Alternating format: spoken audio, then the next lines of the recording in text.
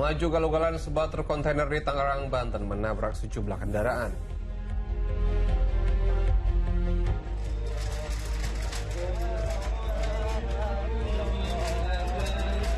Isak tangis mengiringi kedatangan jenazah kru TV One yang menjadi korban kecelakaan di Pemalang, Jawa Tengah.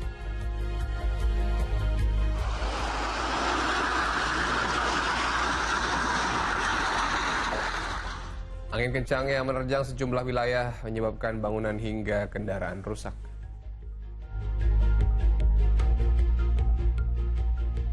Pembunuh wanita yang jasadnya ditemukan tanpa kepala di kawasan Muara Baru, Jakarta Utara akhirnya ditangkap.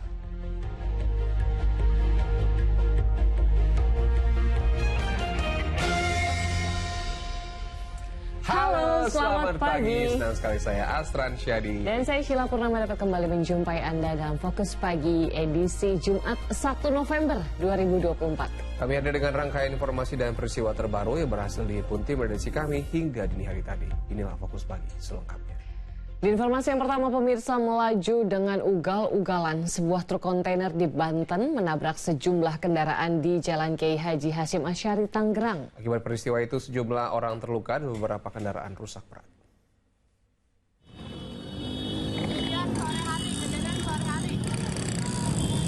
Pengendara kendaraan roda 2 dan roda 4 yang marah mengejar truk kontainer yang ugal-ugalan di Jalan KH Hasyim Asy'ari, Tangerang, Banten, Kamis sore.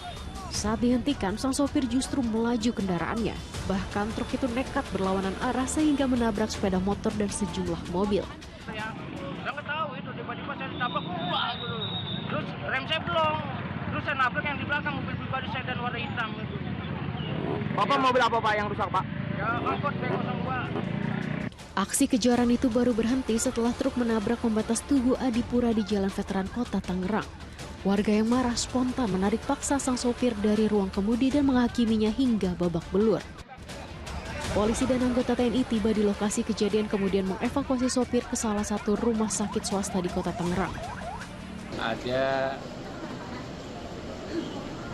truk kontainer ya yang dilaporkan oleh masyarakat kepada kami bahwa truk tersebut dikendari oleh seorang laki-laki yang dalam mengendari kendaraannya ini tidak mengindahkan aturan tertib berlalu lintas sehingga mengakibatkan kecelakaan ya di beberapa lokasi mulai dari Jalan Hasyim Asy'ari sampai terakhir adalah di Tugu Adipura.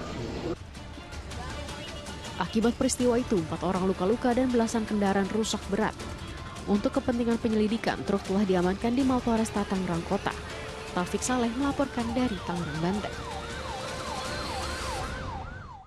Buntut dari kecelakaan maut yang menewaskan 3 kru televisi di Tol Batang Pemalang, polisi memeriksa sopir truk box yang diduga menabrak kendaraan korban serta petugas jalan tol.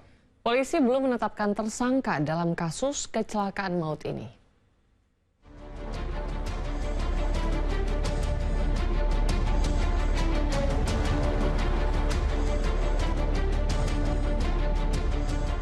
Polda Jawa Tengah bersama Polres Pemalang Kamis siang menyelidiki kecelakaan maut yang menewaskan 3 orang kru televisi swasta yang terjadi di kilometer 315 Tol Pemalang Batang, Jawa Tengah.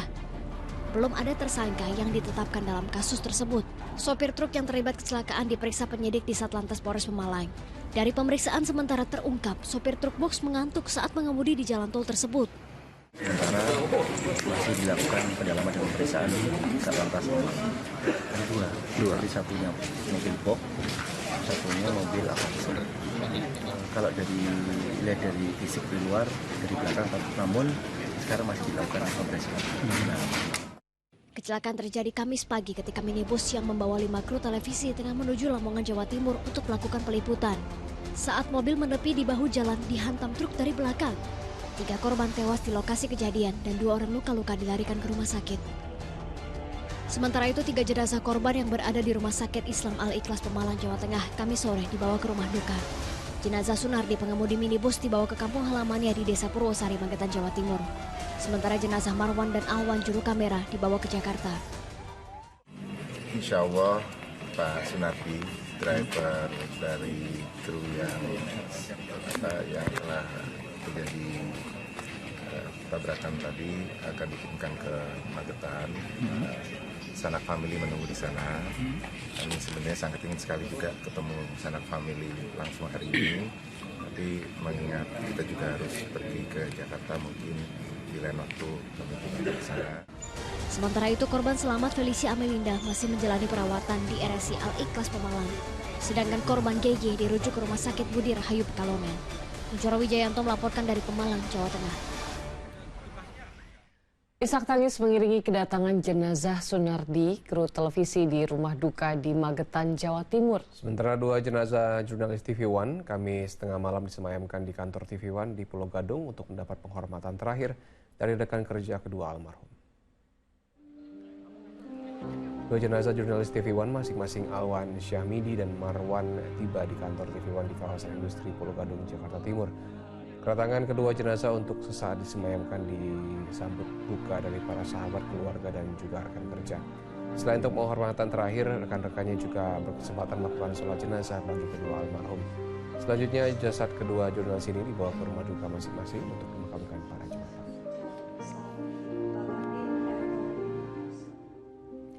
Setelah diberangkatkan dari kantor TV One di Pulau Gadung, jenazah almarhum Marwan tiba di rumah duka di kawasan Tapos, Depok, Jumat dini hari.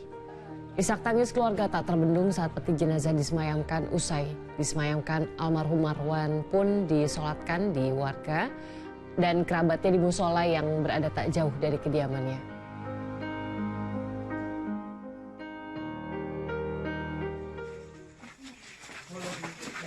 Sementara itu, isak tangis keluarga mewarnai kedatangan jenazah Sunardi, 48 tahun.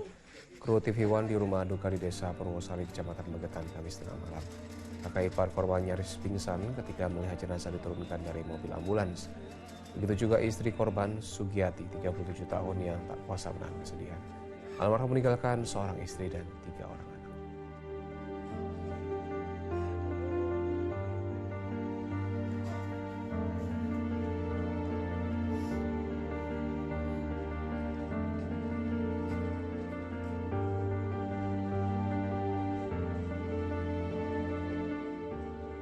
Segenap tim redaksi News Indosiar turut berbelasungkawa atas musibah yang dialami kru TV One.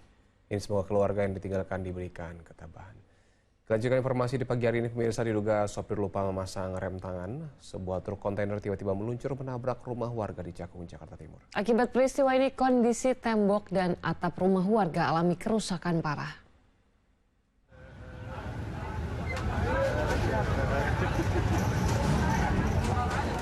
Sebuah truk kontainer milik perusahaan ekspedisi melintang di tengah jalan setelah menabrak rumah warga di Jalan Tipar, Cakung, Jakarta Timur.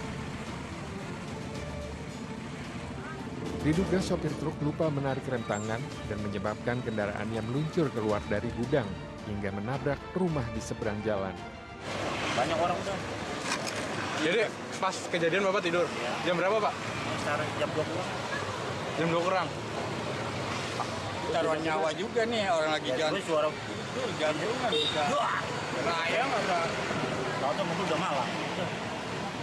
Posisi Bapak di mana? Di kamar, di ruang tamu, atau di rebahan?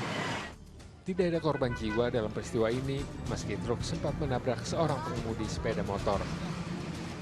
Pihak perusahaan ekspedisi bersedia mengganti kerusakan yang ditimbulkan. Johan Teruna melaporkan dari Jakarta.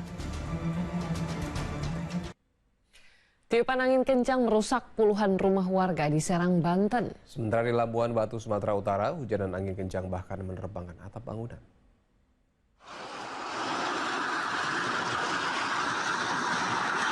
Dahsyatnya terjangan angin menghempaskan atap rumah warga di Kelurahan Bakaran Batu, Labuhan Batu, Sumatera Utara.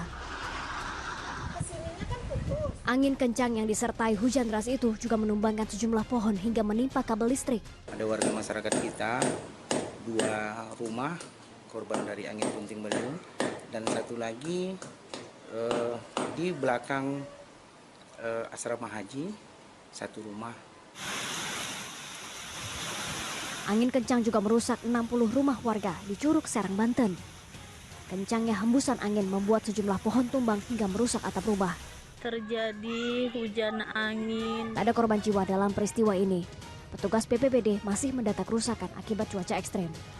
Saya tadi baru kontak dengan Pak Kadis Perkim, akan melihat secara DP apa masih ada atau tidak. Kalaupun tidak ada, kita punya pemerintah provinsi, kita punya pemerintah pusat. Tapi saya terima kasih, ini ada yang besar, genteng, rata-rata genteng, ada juga yang kecil dan sudah diperbaiki. Sementara di Sulawesi Barat, rumah warga di Desa Karyango, Kabupaten Mamasa, rusak diterjang angin puting beliung. Sementara BPBD mencatat sebanyak 17 rumah mengalami kerusakan.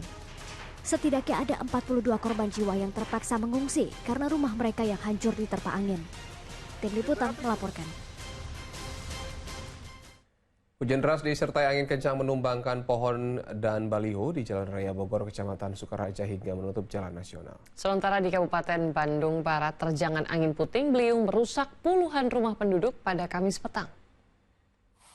Astagfirullahaladzim! Ya Allah! Ya Allah! Terjangan angin puting beliung disertai hujan deras ini terekam video amatir warga. Peristiwa yang melanda kawasan Sindangkerta, Kabupaten Bandung Barat ini terjadi pada Kamis petang, membuat warga ketakutan dan berlindung di tempat aman. Sejumlah rumah warga mengalami kerusakan terutama bagian atap genteng yang berterbangan akibat disapu angin. Angin kencang yang berlangsung selama 30 menit ini menumbangkan sejumlah pohon dan menutup akses jalan di Desa Cijeduk yang menghubungkan Sindangkerta dengan Cipongkor. Aparat TNI Polri, relawan serta masyarakat hingga Kamis malam bahu-membahu membersihkan puing bangunan rumah yang rusak dan mengevakuasi pohon tumbang. Sepanjang jalur Desa Cijeduk banyak pohon tumbang seperti pohon nangka dan pohon bambu. Di Desa Girabukti juga ada beberapa pohon, kemudian beberapa unit rumah yang puing-puingnya kena angin kencang. Tak ada korban jiwa dalam bencana ini, namun 75 rumah warga mengalami kerusakan. Untuk sementara, warga mengungsi ke rumah tetangga dan kerabatnya. Angin kencang disertai hujan juga menyapu kawasan Cimandala, Kecamatan Sukaraja, Kabupaten Bogor, hingga menumbangkan sejumlah pohon dan baliho Kamis sore. Penduduk dan petugas BPBD bahu-membahu mengevakuasi pohon tumbang yang menutup badan jalan nasional tersebut. Beruntung tidak menimpa kendaraan yang melintas, masyarakat diimbau waspada dengan musim pancaroba, yakni peralihan musim kemarau ke musim penghujan.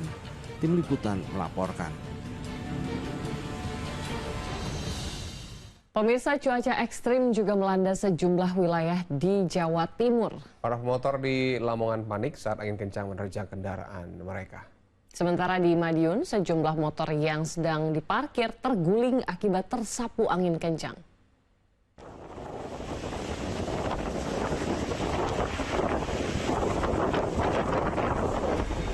Angin kencang yang berhembus pada Kamis petang membuat sejumlah motor yang terparkir di Jalan Dr. Sutomo, Kecamatan Kartoharjo, Kota Madiun, berjatuhan. Tak berlangsung lama, tiupan angin berubah menjadi hujan deras. Cuaca ekstrim juga menyebabkan sejumlah rumah di Desa Bantengan, Kecamatan Wungung, Kabupaten Madiun, rusak parah. Bahkan pohon di sepanjang Jalan Raya Madiun menuju Surabaya juga bertumbangan.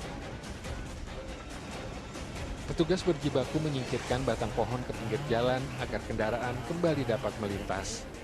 Pohon terbesi, terbesi tumbang ke selatan. Dan ini tiang listrik juga,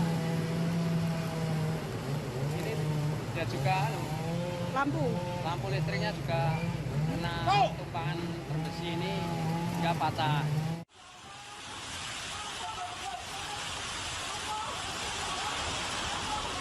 Sementara di Lamongan, Jawa Timur, pengendara yang melintas mencoba menyelamatkan diri dari terpaan hujan dan angin kencang yang melanda 3 desa di 2 kecamatan di wilayah Lamongan pada Kamis petang. Selain menumbangkan pohon dan merusak bangunan, peristiwa ini juga mengakibatkan 2 warga desa Pule terluka dan harus dilarikan ke rumah sakit. Ada 2, Pak. Luka atau meninggal? Luka, Pak. Luka. Dan akhirnya dikemanakan, Pak, untuk korban jiwa tersebut? Diamankan, sudah dibawa di rumah sakit Ngimba. Sudah di rumah sakit Ngimba. Warga Lamongan diimbau mewaspadai cuaca ekstrim yang masih akan terjadi selama masa pancaroba. Tim Liputan melaporkan. Sebuah bangunan sekolah madrasah ibtidaiyah di Kabupaten Banjarnegara, Jawa Tengah hancur tertimpa longsor. Diduga longsor yang terjadi akibat kondisi tanah labil saat diguyur hujan deras.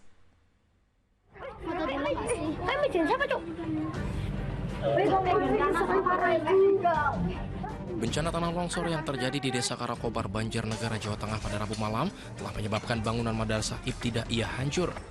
Longsoran tebing tepat di belakang gedung sekolah itu menimpa dua ruangan, yakni ruang kelas dan ruang guru. Seluruh peralatan sekolah di dua ruangan tersebut seperti kursi, meja, buku, hingga papan tulis rusak. Bencana tanah longsor yang menjebol bangunan sekolah itu diduga akibat kondisi tanah yang labil saat terjadi hujan deras. Hingga Kamis siang, warga, pihak sekolah bersama aparat polisi dan TNI terus bergotong royong melakukan pembersihan material longsor.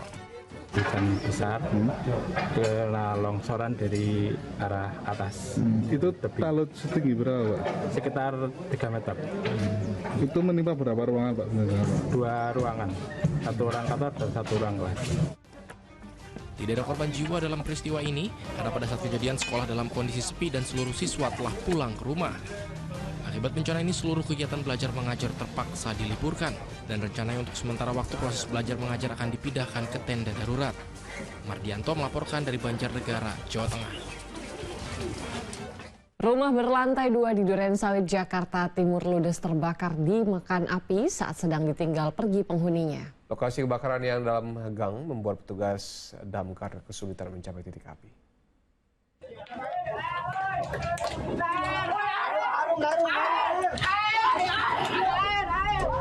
Kepanikan melanda warga tatkala terjadi kebakaran di sebuah rumah berlantai 2 di Jalan Rawadas, Pondokopi, Durensawit, Jakarta Timur pada Kamis siang. Lokasi kebakaran yang berada di tengah permukiman padat membuat warga khawatir api akan merambat ke rumah-rumah lainnya sehingga mereka berupaya memadamkan dengan alat seadanya. 48 personel pemadam kebakaran dikerahkan ke lokasi kejadian untuk menjinakkan amukan si jago merah. Namun, sempitnya akses jalan membuat petugas sulit mencapai titik api. Kebakaran diduga akibat korsleting listrik ketika rumah dalam keadaan kosong ditinggal penghuninya. Sekarang lagi pemadaman baru sekali baru 1 rumah yang kena. Jadi kita jalankan. Untuk korban masih diteliti. Dugaan sementara masih nanti diteliti, masih koordinasi listrik ya. Untuk sementara dari informasi dari warga itu. Tidak ada korban jiwa dalam peristiwa itu, namun kerugian ditaksir mencapai ratusan juta rupiah. Johan Teruna melaporkan dari Jakarta. Puluhan hektar lahan gambut di Desa Air Hitam Timur, Kabupaten Pali, Sumatera Selatan terbakar pada Kamis sore. Upaya pemadam tidak mudah karena titik api berada jauh dari sumber air. Kobaran api ini merambat puluhan hektar lahan kering yang lokasinya berada tidak jauh dari sebuah perusahaan perkebunan. Untuk memadamkan api, Satgas Karhutla Kabupaten Pali dibantu polisi dan relawan berjibaku padamkan api. Agar api tidak semakin meluas, petugas melakukan penyekatan di lahan yang belum terbakar. Petugas kesulitan memadamkan api karena kencangnya angin serta lokasi kebakaran yang berada jauh dari sumber api. Kebakaran yang terjadi sejak 3 hari lalu itu telah menghanguskan sedikitnya 30 hektar lahan di wilayah ini. Meski api telah berhasil dipadamkan, namun petugas masih terus bersiaga di lokasi kebakaran karena dikhawatirkan api kembali menyala. Wilayah ini adalah wilayah gambut. Kalau kita lihat dari seputaran di sini, kebakaran sudah tidak lagi. Tapi kenyataan asap di bawah karena ini merupakan gambut masih tetap berjalan. Pemirsa, Fokus Pagi masih akan kembali dengan informasi lainnya. Di antaranya pembunuh wanita yang jasadnya ditemukan tanpa kepala di kawasan Muara Baru, Jakarta Utara akhirnya ditangkap.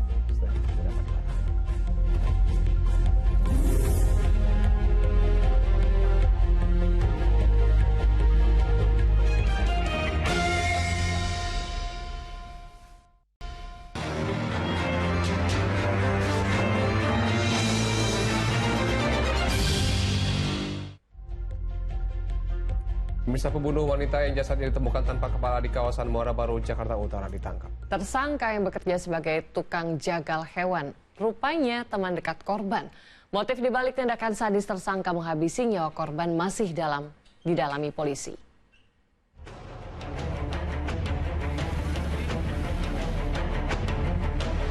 Sama korban.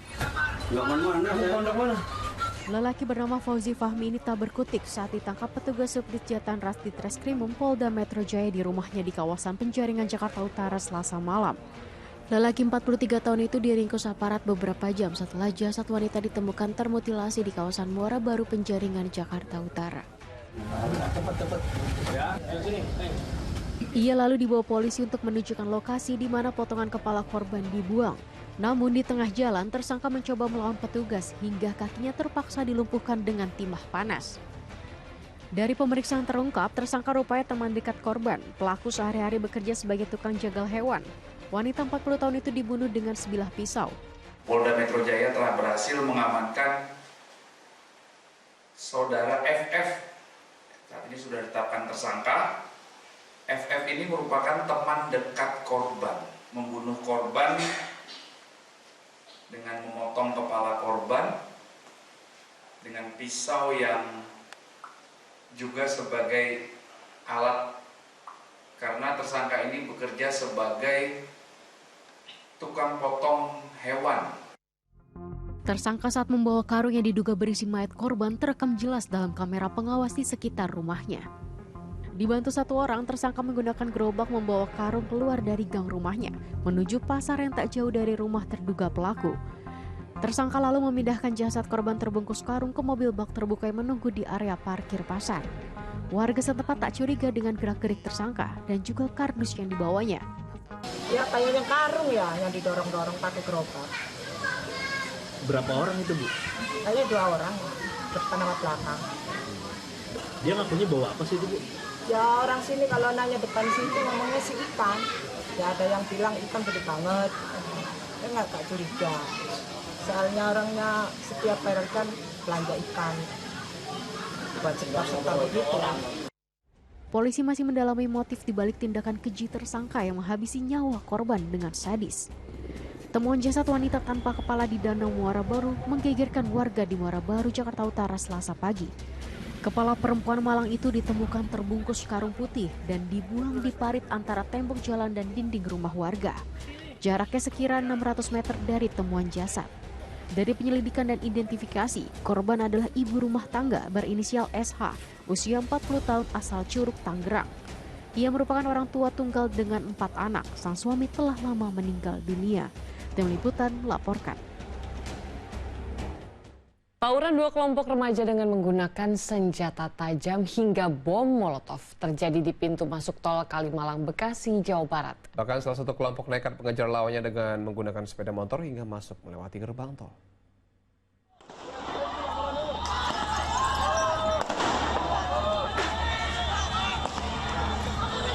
Bantuannya Kalimalang 1 pecah tawuran. Video amatir ini merekam aksi tawuran remaja yang terjadi di pintu masuk gerbang tol Kalimalang 1 Bekasi, Jawa Barat pada Rabu malam. Kedua kubu terlibat saling serang menggunakan berbagai jenis senjata tajam hingga bom molotov. Salah satu kelompok bahkan nekat mengejar lawannya dengan menggunakan sepeda motor hingga melewati gerbang tol. Bang, jangan pakai motor, Bang. Bang, jangan pakai motor, Bang. Bang, jangan pakai motor. Motornya ini. Akibat insiden ini, para pengguna jalan yang ingin melewati gerbang tol tak ada yang berani melintas. Mereka lebih memilih memutar balik kendaraannya karena takut menjadi korban salah sasaran. Anak-anak bocah-bocah pelajar apa? Ini. Oh. SMP. Kok pengendara takut nggak, Kok? Ya. Takut nggak pengendara, Kok? Ya, karena orang mau takutnya kena sasaran aja. Sasaran ya. Iya. Terus biasanya anak-anak mana itu, Kok? Saya juga kurang begitu tahu kalau anak-anaknya. Tapi anak-anak sekolah biasanya. Anak-anak sekolah semua sih banyak.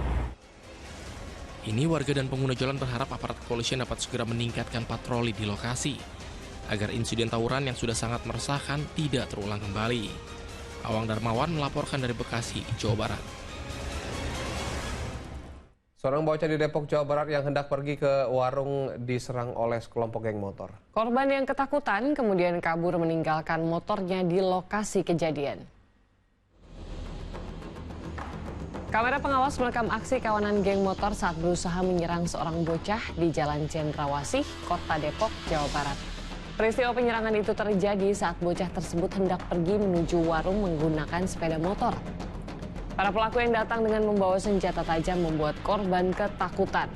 Korban pun akhirnya kabur kembali ke rumahnya dengan cara berlari dan meninggalkan motornya di lokasi kejadian. Orang tua korban sebenarnya sempat berusaha mengejar kawanan geng motor tersebut, namun para pelaku berhasil kabur. Khawatir terjadi apa-apa, ini anak kan masih kecil sekali. Gitu.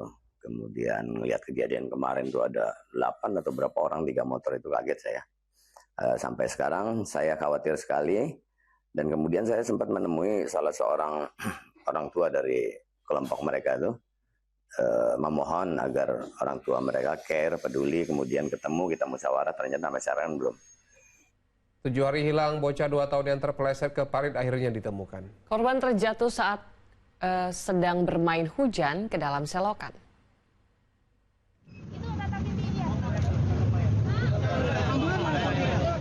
Petugas gabungan berupaya membongkar selokan di kawasan Parung Serap, Ciledug, Tangerang, Banten. Ya, setelah 7 hari pencarian, anak balita laki-laki yang hilang terjatuh ke parit ditemukan sudah tidak bernyawa di dalamnya.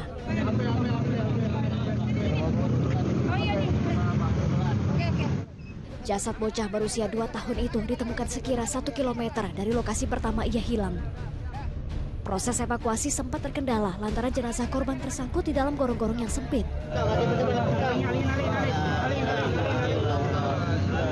Kita coba untuk evakuasi dan benar itu adalah sosok jenazah, kemudian langsung kita evakuasi ke rumah duka untuk mengasatukan ke pihak keluarga apakah benar ini adalah korban atas nama Nabil Ramadan yang selama 7 hari ini kita cari.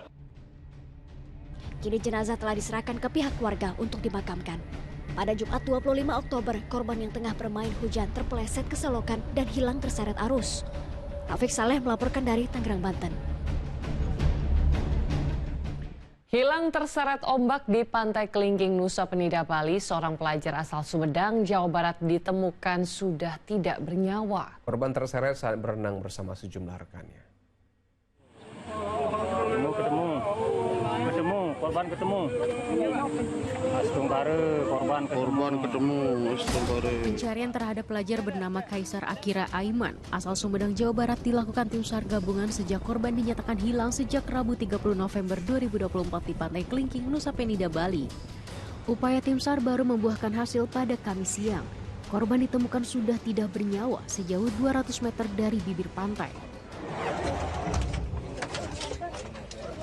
Saat ditemukan jasad korban dalam kondisi tanpa busana dan kemudian dievakuasi ke rumah sakit Gema Santi.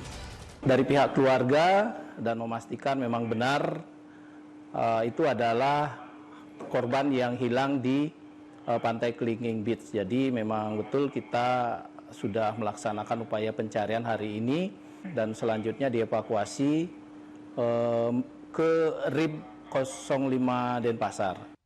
Musibah itu berawal ketika korban berenang bersama 8 orang rekannya. Tanpa disadari korban, muncul ombak besar dan menyeret korban ke tengah laut. Sementara 8 rekan berhasil menyelamatkan diri. Arianto Hutapea melaporkan dari Klungkung, Bali. Sesosok mayat pria tanpa identitas ditemukan mengapung di Sungai Deli, Medan, Sumatera Utara. Jasadnya dievakuasi ke rumah sakit untuk diotopsi. Warga Kelurahan Pekan Labuan, Medan, Sumatera Utara berkerumun di tepi Sungai Deli, di mana merupakan lokasi ditemukannya jasad pria. Mayat tanpa identitas itu pertama kali ditemukan seorang warga setelah melapor ke pihak berwajib. Aparat dari Polsek Medan Labuan pun datang ke lokasi untuk melakukan olah TKP dan mengidentifikasi jenazah. Guna kepentingan penyelidikan, jenazah lelaki itu dibawa ke Rumah Sakit Bayangkara Medan untuk diotopsi. Jalan. Jenis kelaminnya apa? Pria. Pria. Kalau usia tuh mungkin 60 tahunan tuh. Udah tua juga, Pak. Udah tua juga. Sempat tadi lihat identitas di kantongnya ada atau apa? Dompetnya nggak ada. Ya. Diduga edarkan sabu-sabu, seorang penjual es batu di Cirebon, Jawa Barat ditangkap. Sementara itu, Satres Narkoba Polresta Barelang menangkap seorang oknum polisi berpangkat brigadir dan seorang warga sipil karena diduga menjadi pengedar narkoba yang dikendalikan dari Lapas Tanjung Pinang.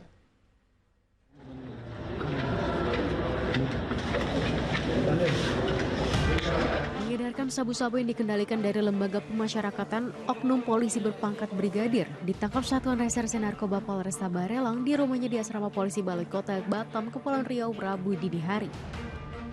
Oknum polisi yang pernah berdinas di Satres Narkoba Polresta Barelang tersebut ditangkap bersama temannya. Penangkapan kedua tersangka dilakukan setelah polisi menginterogasi seorang penghuni lapas narkotika Tanjung Pinang berinisial E.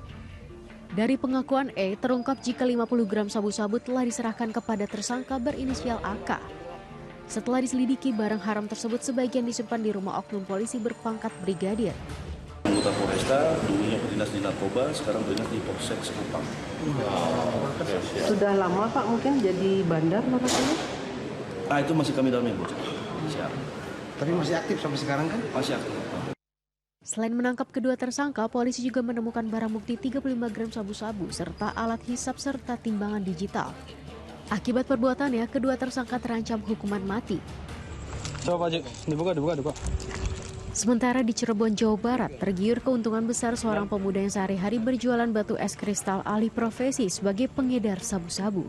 Saat ditangkap Satres Narkoba Polresta Cirebon, polisi menemukan 41 gram sabu dari tas tersangka. Jumlah barang bukti yang berhasil diamankan yaitu sabu sebanyak 41,27 gram, ganja 12,23 gram, sintetis sebanyak 99,53 gram, obat keras terbatas sebanyak 5.070 butir. Selain pengedar sabu-sabu dalam beberapa minggu terakhir, Polresta Cirebon juga menangkap pengedar ganja, tembakau gorila, dan pengedar obat keras. Para tersangka terancam hukuman minimal 5 tahun penjara. Tim Liputan melaporkan. Beralih ke kasus suap vonis Ronald Tanur yang menyeret mantan pejabat Mahkamah Agung, tim penyidik Kejaksaan Agung telah memblokir sejumlah aset baik rekening dan properti milik tersangka. Sementara 15 saksi termasuk anak dan istri tersangka juga telah diperiksa petugas. Kasus dugaan pemufakatan jahat yang melibatkan mantan pejabat Mahkamah Agung, Zarof Richard, terus disidik aparat penyidik Jaksa Agung Muda Bidang Tindak Pidana Khusus atau Jampitsus Kejaksaan Agung. Tugas telah memblokir sejumlah aset baik rekening maupun properti milik mantan tersangka. Penyidik hingga kini masih terus melacak keberadaan aset-aset lain milik tersangka untuk disita sebagai barang bukti. Hingga kini penyidik telah memeriksa 15 orang saksi, termasuk anak dan istri tersangka.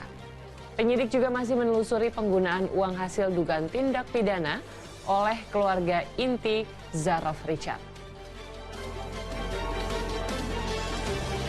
Kita sudah melakukan langkah-langkah terkait pemblokiran aset-aset yang bersangkutan. Tim kita lagi lacak di mana saja aset mereka, baik itu berupa barang maupun berupa uang. Ya, kita sudah lakukan itu. Jumlah yang diblokir berapa Pak? Nah ini jumlah blokir saya tidak hafal, kan banyak sekali ya. Oh, banyak? Ya banyak lah yang kita cari ya. Dan itu kan masih juga kalau aset kan masih dalam pencarian juga. Kementerian Pertanian akan melarang impor anggur Shen Muscat jika terbukti mengandung residu kimia berbahaya. Tetaplah bersama kami di Fokus Pagi.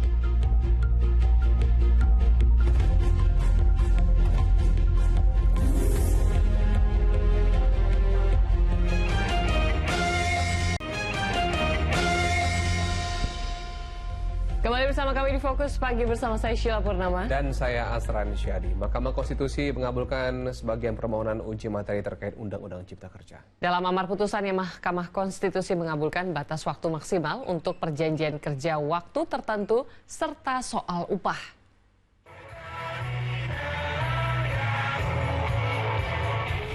Sekitar 2.000 buruh menggelar aksi unjuk rasa di Patung Kuda Jakarta Pusat Kamis siang untuk mengawal pembacaan putusan Mahkamah Konstitusi terkait uji materi Undang-Undang Cipta Kerja. Terdapat 7 poin dalam uji materi yang diajukan ke MK, antara lain mengenai sistem pengupahan, outsourcing, serta tenaga kerja asing hingga perjanjian kerja waktu tertentu. Selain itu, Undang-Undang Cipta Kerja atau juga disebut Omnibus Law dinilai tidak sejalan dengan rencana Presiden Prabowo untuk menaikkan pertumbuhan ekonomi sebesar 8% jika buruh mendapatkan upah murah. Omnibus Law disiapkan untuk menciptakan lapangan kerja yang ada PHK. Upah termurah sedunia, bahkan sedunia akhirat kali kalau bahasa bercanda kita. Sedunia akhirat upah termurah itu di Jawa Tengah. Periksa yang paling banyak PHK di mana? Di Jawa Tengah. Berarti buat apa ada Omnibus Law? Itu hanya akal-akalan. Ada batas bawah, batas atas upah minimum. Nggak ada itu di Konvensi ILO nomor 133. Dalam amar putusannya, Kamis siang Mahkamah Konstitusi mengabulkan sebagian permohonan Partai Buruh untuk uji materi Undang-Undang Cipta Kerja. Di antaranya batas waktu maksimal perjanjian kerja waktu tertentu atau PKWT saat ini ditentukan maksimal 5 tahun bagi pekerja. Sebelumnya batas waktu PKWT yang ditentukan maksimal hanyalah 3 tahun. Mengabulkan permohonan para pemohon untuk sebagian. 2. Menyatakan prase pemerintah pusat dalam pasal 42 ayat 1 dalam pasal 81 angka 4 lampiran Undang-Undang Nomor 6 Tahun 2023 tentang penetapan peraturan pemerintah pengganti Undang-Undang Nomor 2 Tahun 2022 tentang Cipta Kerja menjadi Undang-Undang Lembaran Negara Republik Indonesia Tahun 2023 Nomor 41 tambahan Lembaran Negara Republik Indonesia Nomor 56856 bertentangan dengan Undang-Undang Dasar Negara Republik Indonesia Tahun 1945 dan tidak memiliki kekuatan hukum mengikat sepanjang tidak dimaknai menteri yang bertanggung jawab di bidang atau urusan ketenagakerjaan inkasu Menteri Tenaga Kerja. Selain itu, Mahkamah Konstitusi meminta pembentuk undang-undang yakni DPR dan pemerintah untuk segera membuat undang-undang ketenagakerjaan yang baru dan memisahkannya dari Undang-Undang Cipta Kerja. Untuk itu diberikan waktu maksimal 2 tahun. Tim Liputan melaporkan dari Jakarta. Tim SAR mengevakuasi seorang pria lansia, anak buah kapal yang mengalami sakit di perairan Pulau Tunda, Banten. Proses evakuasi sempat terkendala gelombang tinggi dan ruangan kapal yang sempit.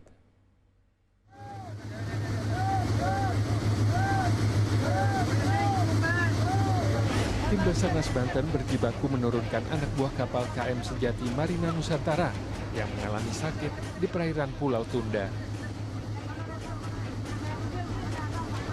Kru kapal itu dilaporkan mengalami sakit saat hendak pulang ke Muara Baru, Jakarta Utara, sepulang dari mencari ikan tuna. Petugas Basarnas Banten yang menerima informasi langsung memberikan pertolongan. Korban berhasil dievakuasi di perairan Banten, di sekitaran perairan Karanghantu. Korban berhasil dievakuasi ke Rumah Sakit RSUD Cilegon dalam keadaan selamat. Meski terkendala jalur kapal yang sempit dan tingginya gelombang laut, pria lansia itu akhirnya bisa dievakuasi menuju Rumah Sakit Cilegon. Ariel Maranus melaporkan dari kota Cilegon, Banten.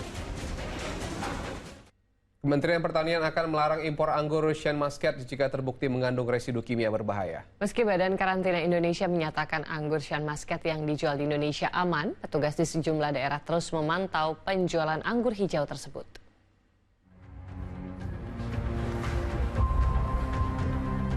Petugas Dinas Ketahanan Pangan dan Peternakan memeriksa sampel anggur Shan Muscat yang dijual di sejumlah toko buah di Kecamatan Dolopo, Kabupaten Madiun pada hari Kamis.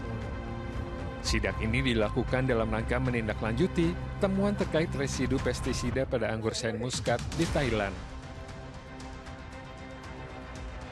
Di Palembang, Sumatera Selatan, sejumlah pedagang mengajarkan cara membersihkan buah anggur kepada para pembeli agar bisa terhindar dari zat berbahaya. Di tengah merebaknya dugaan residu kimia berbahaya dalam produk anggur impor, pedagang mengaku penjualan anggur Shan Muscat tetap stabil di harga Rp90.000 per kilogram.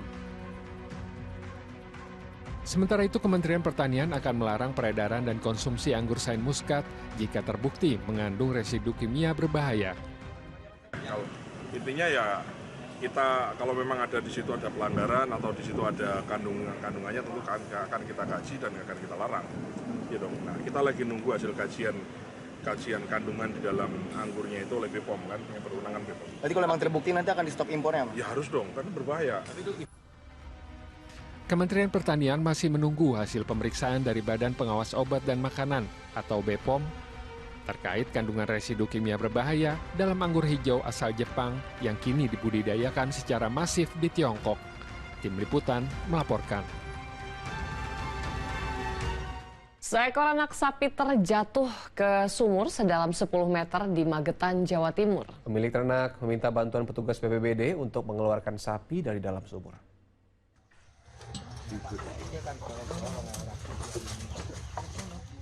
Dari Dengan perlahan, petugas BPBD turun ke dalam sumur untuk mengevakuasi seekor anak sapi yang terjatuh di Desa Kedung Panji, Magetan, Jawa Timur.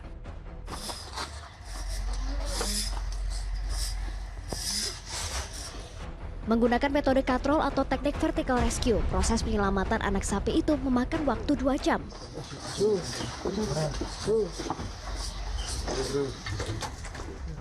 Anak sapi berbobot 2,5 kuintal itu akhirnya berhasil diangkat dalam kondisi selamat dari dalam sumur yang memiliki kedalaman sekira 10 meter.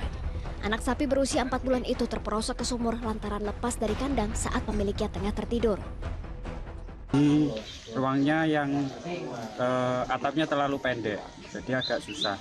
Terus yang kedua, kondisi sapi masih hidup, jadi kendalanya agak berontak. Warga diimbau untuk menutup sumur di sekitar permukiman guna menghindari kejadian serupa. Dirko Siono melaporkan dari Magetan, Jawa Timur.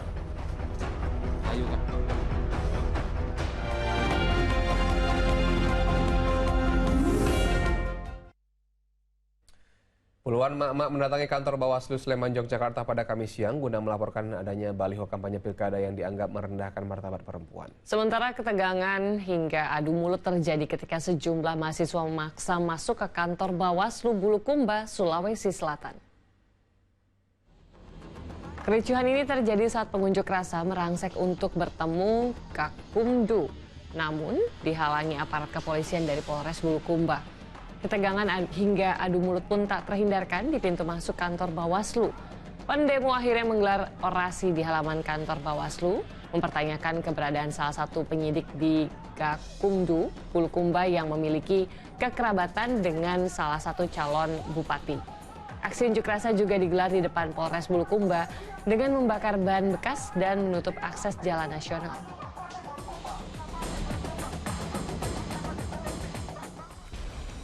Di Yogyakarta, puluhan emak-emak dari Aliansi Perempuan Sleman Kamis siang mendatangi kantor Bawaslu. Mengenakan pakaian serba hitam, mereka melaporkan adanya baliho kampanye pilkada yang berisi tulisan bias gender. Baliho bergambar pasangan calon kepala daerah tersebut dianggap merendahkan martabat perempuan dan diskriminatif. Mama ini berharap Bawaslu bertindak tegas dengan mencabut atau menghilangkan adanya atribut kampanye pilkada itu. Bawaslu langsung merespon laporan ini dan atribut tersebut sudah dicopot. Pemirsa, 1 bulan jelang pencoblosan, para calon gubernur dan calon wakil gubernur Jakarta kian gencar menemui warga. Selain menampung keluhan warga, para calon pemimpin Jakarta itu juga menyampaikan sejumlah program kerja jika terpilih kelak.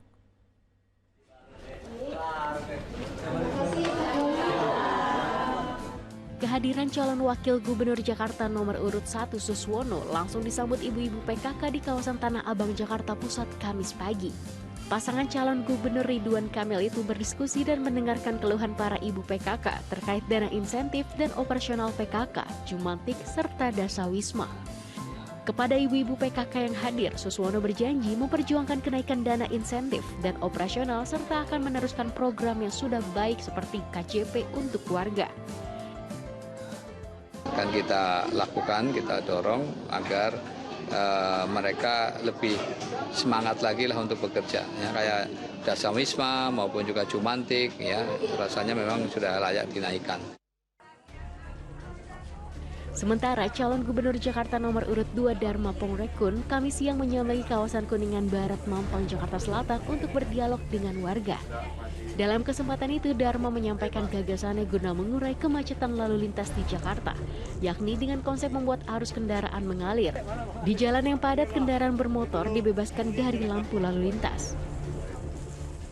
Jangan biarkan kendaraan itu flow, mengalir.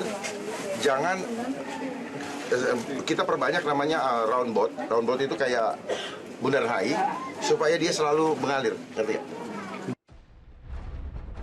Sementara itu, 7 orang mantan caleg DPRD Jakarta dari Koalisi Indonesia Maju Plus atau KIM Plus Kamis pagi menyambangi kediaman calon gubernur Jakarta nomor urut 3, Pramono Anung di kawasan Cipete, Jakarta Selatan. Ketujuh politikus itu memberikan dukungan untuk pasangan Pramono Anung dan Rano Karno yang maju dalam pemilihan gubernur Jakarta 2024. Sebagai calon gubernur, Saya bukan gubernur satu partai, saya bagi gubernur untuk semua kelompok, golongan, semua partai. Jadi kalau ada dukungan dari partai-partai atau kelompok-kelompok lain, ya alhamdulillah. Pramono Anung menegaskan bila nanti dirinya memenangi kontestasi Pilkada Jakarta, maka ia akan menjadi gubernur semua partai. Tim Liputan melaporkan. Uji coba makan siang bergizi gratis terus dilakukan di sejumlah daerah. Para siswa sekolah dasar dan SMP mengaku senang mendapat menu makanan dengan komposisi 4 sehat 5 sempurna.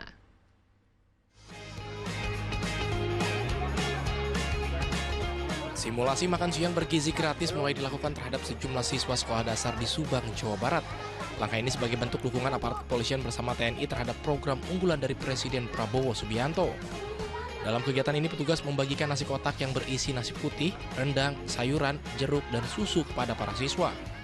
Mereka pun mengaku senang karena mendapatkan makanan siang bergizi yang enak. Adek, itu makanannya enak gak, Dek? Enak. Apa aja makanannya itu? Berapa rupa? Ada tahu, 1, 2, 3, 4, 5, 6. Apa aja? Tahu, sama sayur, sama rendang, sama nasi, sama buah-buahan, sama susu. Uji coba makan siang bergizi gratis juga mulai dilakukan di sekolah dasar negeri dan sekolah menengah pertama di Kabupaten Polewali Mandar, Sulawesi Barat. Para siswa yang berkumpul di halaman sekolah begitu antusias menyantap makanan dengan komposisi 4 sehat 5 sempurna yang terdiri dari nasi, lauk pauk, sayur, buah, dan susu. Sementara itu untuk mendukung program makan bergizi gratis, pemerintah mengungkapkan telah ada sebanyak 50 hingga 60 perusahaan yang sudah menyatakan komitmen mengimpor sapi hidup untuk memasok daging dan susu perah. Mas, investasi untuk susu dan sapi itu udah masuk, Mas? Iya dong, udah dong. Maksudnya kalau sapinya belum masuk, tapi kan aturannya kita bereskan, perizinannya kita bereskan, kita permudah lah, baik luar maupun dalam negeri, koperasi, perorangan dan seterusnya untuk mendatangkan sapi hidup dengan investasi mereka sendiri. Program makan bergizi gratis bagi siswa di sekolah serta ibu hamil dan menyusui rencananya akan diterapkan pada Januari 2025 yang bertujuan untuk mengatasi permasalahan stunting hingga meningkatkan perkembangan anak agar bisa tumbuh dengan sehat. Tim Liputan melaporkan. Menteri Koordinator Bidang Pangan Zulkifli Hasan meninjau panen raya di Sukamandi, Subang, Jawa Barat. Untuk mewujudkan swasembada pangan tahun 2028, pemerintah akan menambah anggaran di sektor pertanian.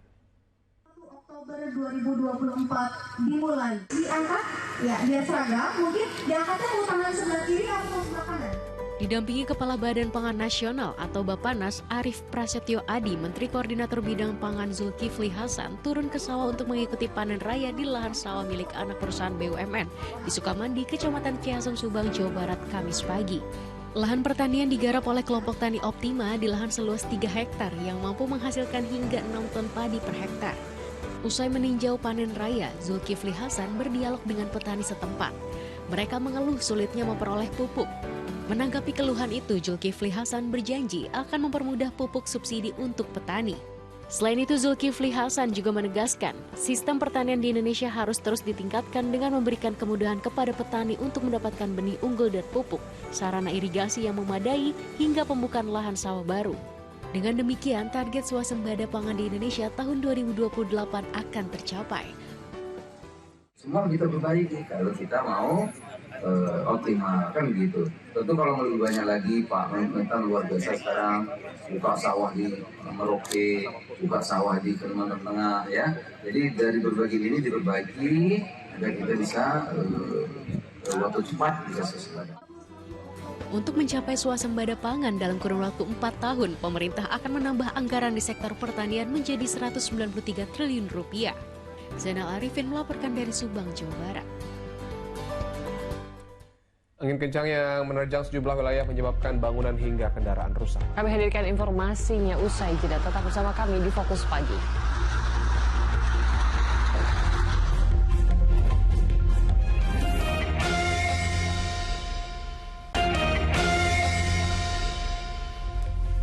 Kembali bersama kami di Fokus Pagi, pemirsa. Jaringan kabel pada tiang penyangga di Palmerah, Jakarta Barat terbakar pada dini hari tadi. Sementara diduga korsleting listrik, pangkalan truk sekaligus gudang ban bekas di Cakung, Jakarta Timur dilanda kebakaran. Banyaknya tumpukan ban dan barang yang mudah terbakar membuat kobaran api dengan cepat membesar dan terkuncinya akses masuk ke dalam area pangkalan truk yang juga dijadikan gudang dan bekas di Jalan Pulau Ayang, Cakung, Jakarta Timur ini membuat proses pemadaman terkendala. Bahkan petugas pemadam kebakaran harus menerobos masuk dengan cara memanjat pagar agar air dapat menjangkau ke area dalam pangkalan seluas 500 meter persegi ini. Hanya membakar tumpukan ban. Kebakaran yang diduga disebabkan dari korsleting listrik ini juga membakar satu unit truk. Sejauh merah dapat dijinakan 1 jam kemudian.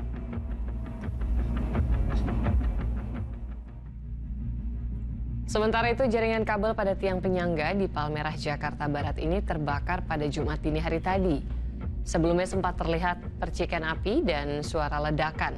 Api sempat membesar hingga nyaris membakar lapak dan toko milik warga. Kebakaran pada kabel ini diduga terjadi akibat kondisi kabel yang semrawut dan saling tindih hingga menimbulkan korsleting.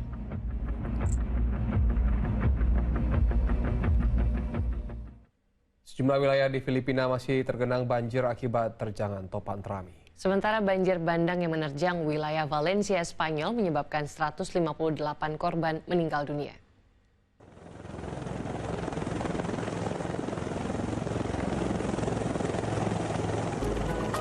Petugas SAR melakukan pencarian terhadap sejumlah korban banjir bandang yang menerjang wilayah Valencia, Spanyol pada Rabu lalu.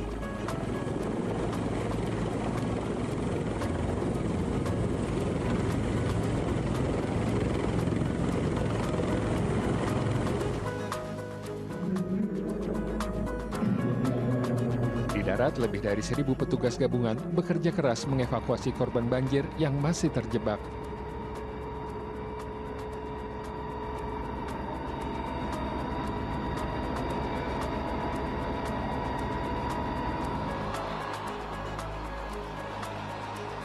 Hingga hari Kamis, korban tewas akibat banjir bandang di Spanyol mencapai 155 jiwa.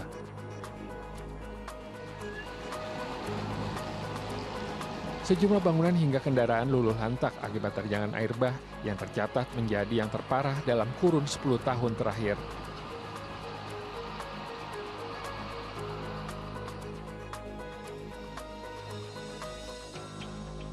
Sementara itu, banjir juga masih menggenangi sejumlah wilayah di negara Filipina.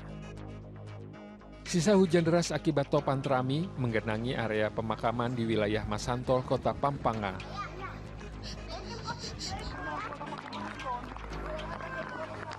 Banjir parah yang melanda Filipina merenggut setidaknya 179 nyawa, ratusan korban hilang, dan ribuan orang lainnya mengungsi. Ribuan ayam mati tertimpa material kandang yang roboh akibat diterjang angin puting beliung di Lebak, Banten roboh. Sementara itu, angin kencang juga menyebabkan sejumlah pohon tumbang dan puluhan rumah rusak di desa Sajira, Banten. Allahu Akbar, Allahu Akbar. Seorang warga sempat melantunkan azan ketika angin kencang melanda desa Sajira, Lebak, Banten, Kamis sore.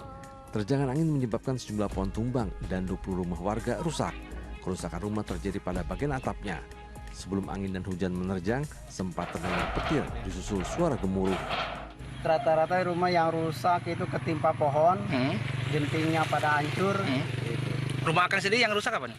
Ini umumnya, atasnya. Itu ke bawah angin langsung? Bawah angin itu, loncat ke bawah.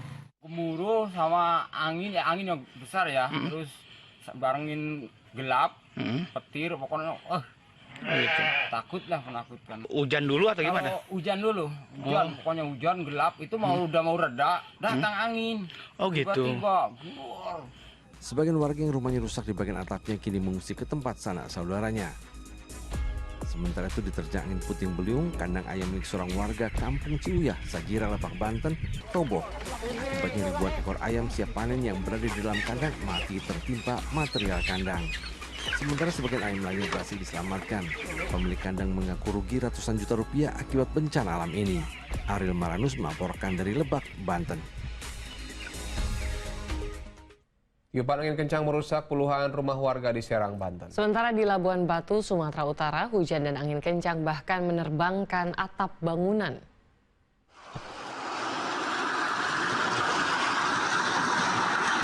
Dahsyatnya terjangan angin menghempaskan atap rumah warga di Kelurahan Bakaran Batu, Labuhan Batu, Sumatera Utara.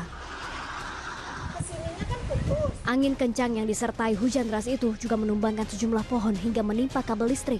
Ada warga masyarakat kita, 2 rumah korban dari angin puting beliung, dan satu lagi di belakang asrama haji, 1 rumah.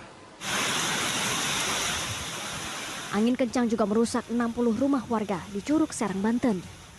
Kencangnya hembusan angin membuat sejumlah pohon tumbang hingga merusak atap rumah. Terjadi hujan angin. Tak ada korban jiwa dalam peristiwa ini. Petugas BPBD masih mendata kerusakan akibat cuaca ekstrem. Tim Liputan melaporkan. Cuaca ekstrim juga melanda sejumlah wilayah di Jawa Timur. Para pemotor di Lamongan panik saat angin kencang menerjang kendaraan mereka. Sementara di Madiun, sejumlah motor yang sedang diparkir terguling akibat tersapu angin kencang.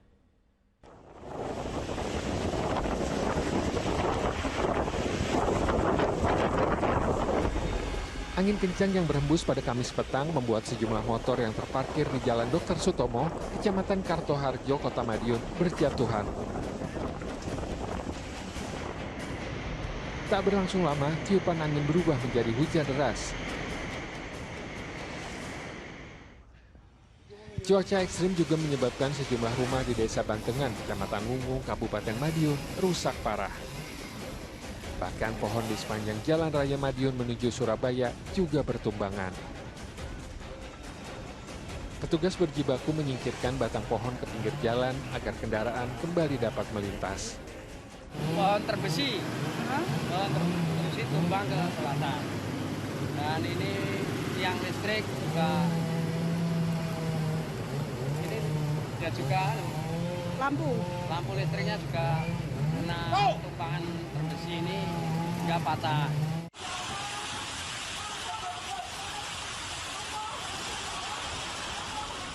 Sementara di Lamongan, Jawa Timur, pengendara yang melintas mencoba menyelamatkan diri dari terpaan hujan dan angin kencang yang melanda 3 desa di 2 kecamatan di wilayah Lamongan pada Kamis petang. Selain menumbangkan pohon dan merusak bangunan, peristiwa ini juga mengakibatkan 2 warga desa Pule terluka dan harus dilarikan ke rumah sakit. Ada 2, Pak. Luka atau meninggal? Luka, Pak. Luka, dan akhirnya dikemanakan, Pak, untuk korban jiwa tersebut? Diamankan, sudah dibawa di rumah sakit Ngimbal. Sudah di rumah sakit Ngimbal. Warga Lamongan diimbau mewaspadai cuaca ekstrim yang masih akan terjadi selama masa pancaroba. Tim Liputan melaporkan. Melaju dengan ugal-ugalan, sebuah truk kontainer di Banten menabrak sejumlah kendaraan di Jalan Kiai Haji Hasyim Asy'ari, Tangerang. Akibat peristiwa itu sejumlah orang terluka dan beberapa kendaraan rusak berat.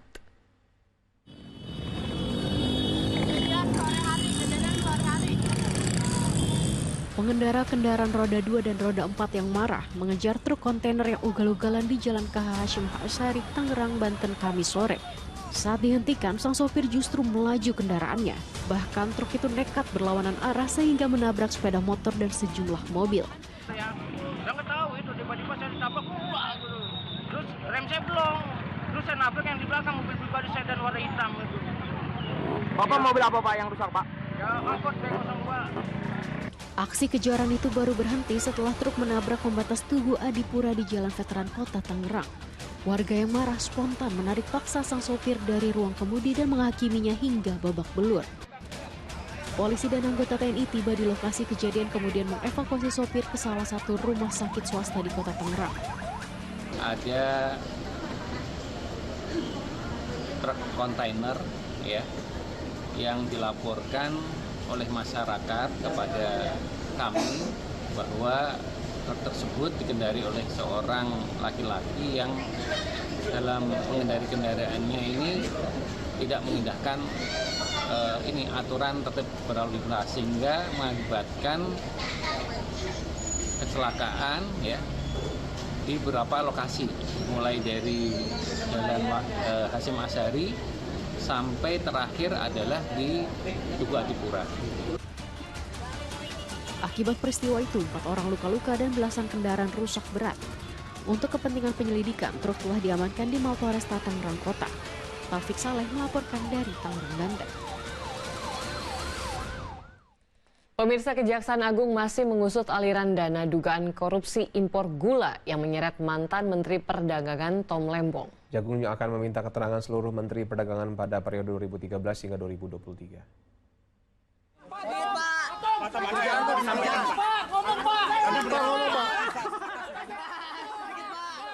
Kejaksaan Agung menetapkan mantan Menteri Perdagangan Thomas Trikasih Lembong atau Tom Lembong sebagai tersangka dalam dugaan kasus impor gula.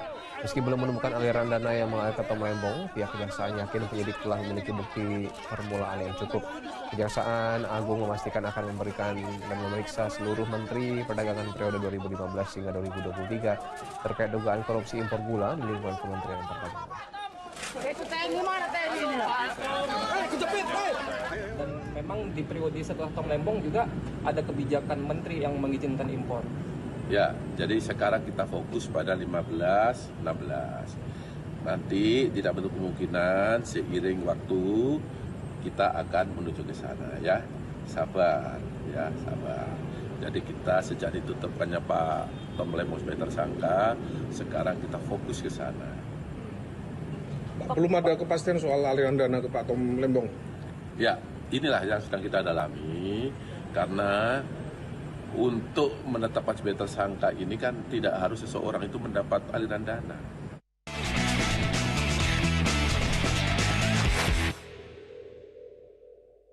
Dipersembahkan oleh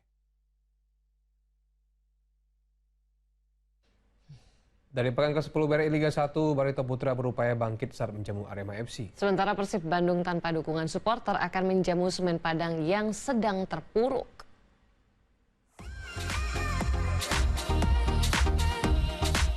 Mempertahankan tren positif 9 laga tanpa kekalahan jadi ambisi Persib Bandung saat menjamu Semen Padang pada pekan ke-10 BRI Liga 1 di Stadion Sijalak Harupat Kabupaten Bandung Jumat malam. Menghadapi tim penghuni dasar klasemen, Maung Bandung berada di atas angin untuk memenangkan laga. Apalagi sang predator David da Silva sudah kembali bermain usai sembuh dari cedera. David is back. Kurnia start training today. So Mateo is back. He even play last match. So this will give me more options because we will have lots of matches. Sementara itu, kekalahan telak 1-8 dari Dewa United pekan lalu coba dilupakan tim Semen Padang. Tim Kalbo Sirah menargetkan dapat mencuri poin karena tuan rumah akan tampil tanpa kehadiran supporter imbas hukuman dari Komite Disiplin PSSI. Jika mampu memetik kemenangan, Semen Padang akan naik dari dasar klasemen. Laga tak kalah seru juga akan tersaji kala Barito Putra menjamu Arema FC di Stadion Sultan Agung Bantul Jumat sore. 4 laga tanpa kemenangan menjadi catatan negatif tim besutan Rahmat Darmawan. Momentum bangkit akan dimaksimalkan saat melawan Singo Edan yang 2 kali dikalahkan Barito Putra musim lalu. Tanpa pemain senior Johan Alfarizi dan Dendi Santoso, Arema FC tetap optimistis mampu menaklukkan Barito Putra. Pemain pengganti telah disiapkan karena Singo Edan memiliki kedalaman skuad yang baik. Apalagi tim asal Malang itu unggul di papan klasemen sementara dengan selisih 3 poin dengan Barito Putra. Tim Liputan melaporkan.